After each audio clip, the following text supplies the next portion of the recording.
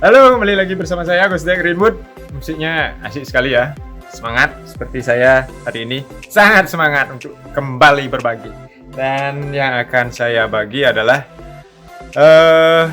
apa yang kita lakukan saat pertama kali mempunyai bahan bonsai. Saya rasa banyak yang bertanya seperti itu, khususnya bagi pemula.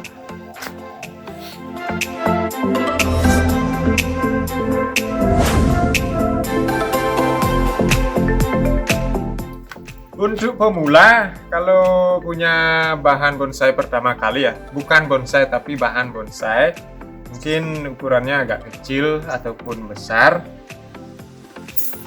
tergantung kita sendiri sebenarnya. Kalau ukurannya kecil, kalau memang ingin punya bonsai yang besar nantinya, kita bisa tanam dulu, tunggu kita ground untuk membesarkan batangnya. Tapi kalau kalian ingin langsung melihatnya bagus gitu ya, ingin mengiringnya, tidak apa-apa sebenarnya. Seperti contoh saya punya waktu ini kawista ya, yang ini ya. Kalau memang punya mau punya bonsai yang kecil, bisa saja langsung diwiring bahan bonsai kalian. Saat pertama kali kalian punya bonsai, wiring saja langsung bikin bonsai yang kecil.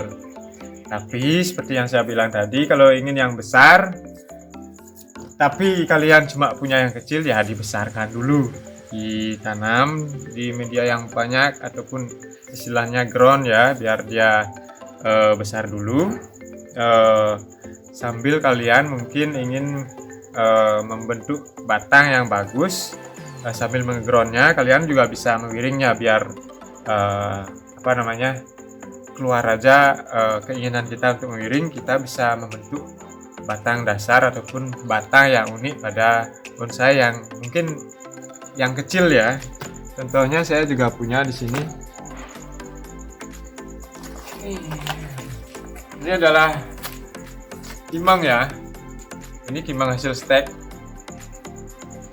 Saya bentuk batangnya dulu ya, membentuk batang untuk percabangan masih jauh sebenarnya.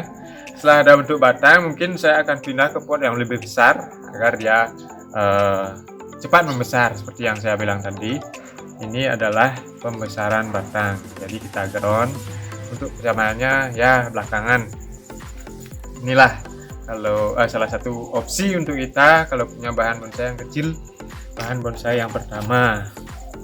Tapi kalau kalian ingin langsung membentuk, ya mungkin saya kasih tips sedikit ya, cara membentuknya biar agak sedikit enak dipandang, bisa ya, langsung bisa enak dipandang maksud saya.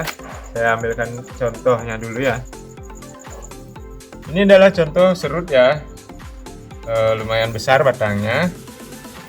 Saat pertama saya dapat, mungkin kalian bisa menjadikan contoh ya, seperti yang sering saya bilang di video-video sebelumnya, lakukan pemilihan cabang ataupun ranting terlebih dahulu, kemudian sisakan seperti ini dan biarkan tumbuh subur, dan kita kawat pada saat dia cabangnya sudah lumayan besar. Nah, kalau ini kayaknya sudah bisa dikawat ya.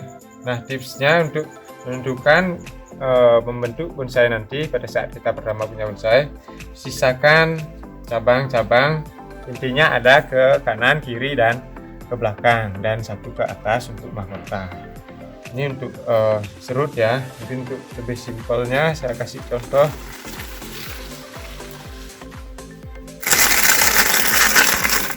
Nah, tapi kalau kalian memiliki bahan yang rumit seperti ini ya, ini menurut saya bahan yang sangat rumit.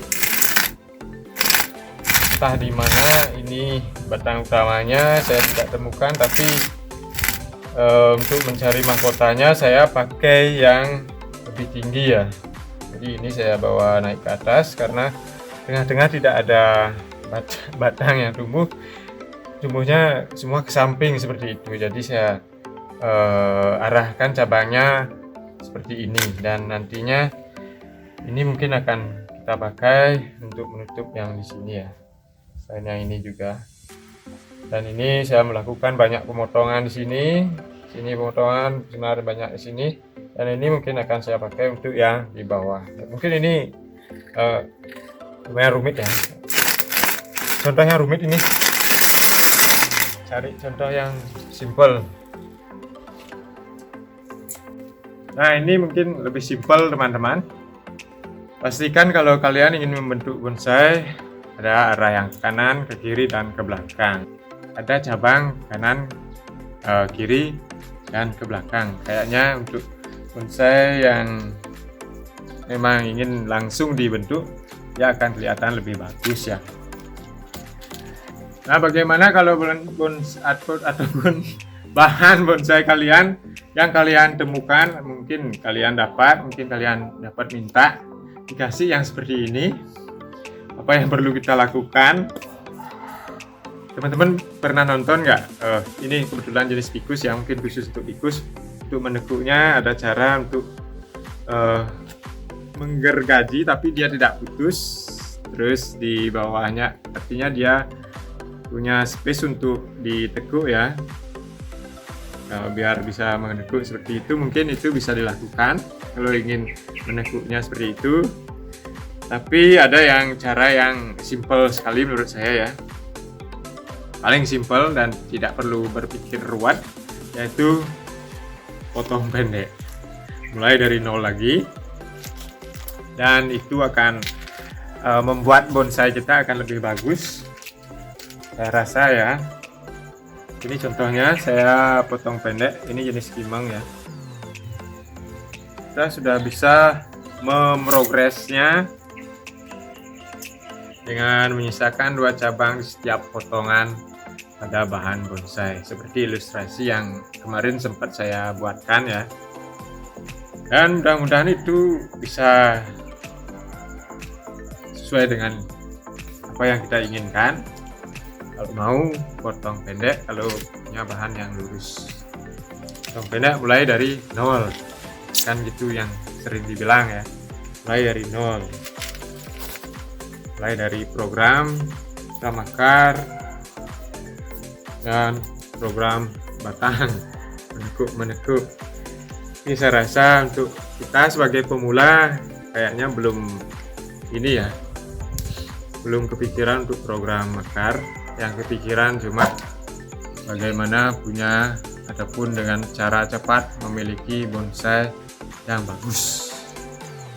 Itu mustahil sebenarnya. Kalau kalian baru pertama kali punya bonsai ya, bukan bahan bonsai, punya satu bonsai, pasti kalian ingin nambah lagi. Itu pasti kan, nambah terus, beli lagi. Setelah uang habis, nanya-nanya gimana cari bakalan bonsai. Kita berburu. Itu pengalaman saya. Ini contoh asem saya, asem dari bibit. Jadi saya buat tekukan batang dulu, program batang untuk membuat batangnya unik meskipun dari kecil ya. Nanti tinggal kita pindah ke pot. Jadi saya tambahkan ataupun saya tekankan ya, jangan pernah berharap mempunyai bonsai yang bagus dalam waktu singkat, karena bonsai perlu proses ya, ingat itu ya, perlu proses. Tapi untuk kita pemula kayaknya kalau bonsai yang terlihat rimbun pasti sudah bagus. Jadi saya tadi kan sudah memberi tips bagaimana caranya membuat bonsai dari bahan menjadi langsung enak dipandang seperti itu ya. Kali lagi ya, pakai yang ini, cuma ada yang ini ya. Kemarin saya wiring tanpa pruning, ada ulatnya wih. Ini ke kanan dari kalian, kemudian ke kiri dari kalian, dan ini ke belakang dari kalian, dan ini mahkotanya. Nah, jadi sudah terlihat seperti ini ya, segitiga seperti ini. Saya rasa sudah lumayan bagus kelihatannya. Jadi batangnya ada tekukan-tekukan, setiap tekukan keluar cabang, setiap tekukan di sini keluar cabang, dan di sini juga ada tekukan, ada cabang. Nah, seperti itulah caranya ataupun tips dari saya untuk membuat penampilan bonsai kita bisa rimbun meskipun belum terlalu besar ya, dan cabangnya juga belum terlalu banyak. Nah, kalau ini lebih gampang lagi. teman-teman, guys, ini simple sekali, batangnya sudah unik dan cukup daunnya seperti ini natural ya. Kalau kalian suka yang natural itu gampang sekali seperti ini ya. Oke, pot yang bagus, ini pot keramik dan isi lumut langsung ya. Penampilannya pasti bagus, apalagi ditambah background di belakangnya. Saya yakin penampilannya akan lebih cantik, apalagi di foto. Keren, share langsung dijual. Nice. Ada yang belinya ya. Nah, ini lagi satu cara, mungkin cara cepat ya, nggak terlalu cepat sih, tapi lebih cepat untuk memperbesar batang pada bonsai. Lagi-lagi jenis ficus, yaitu menggabungkan batang ataupun ranting hasil cutting. Inilah penggabungannya, ya sudah lumayan menempel ya. Salah satu cara kalau kalian mendapatkan bahan bonsai, bahan cutting ataupun cuma ranting-rantingnya nggak apa-apa ya, minta aja. Kalau memang sudah sangat susah di daerah kalian untuk mencari bahan bonsai, mungkin kalian punya teman minta ranting-rantingnya, kalau bisa ficus ya, biar lebih mudah hidup dan mengakalinya seperti ini. Seperti inilah jadinya. Ada kanan, kiri, belakang, dan ke atas seperti ini. Jadi tunggu dia besar dan nempel, baru kita ke proses berikutnya. Artinya intinya ini membuat memproses ataupun memprogram batang dulu ya, batang dan cabang utama.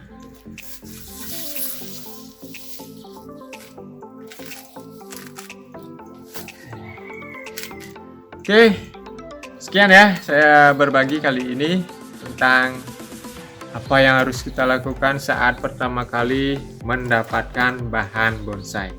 Bukan bonsai ya, bahan bonsai. Oke, salam bahagia.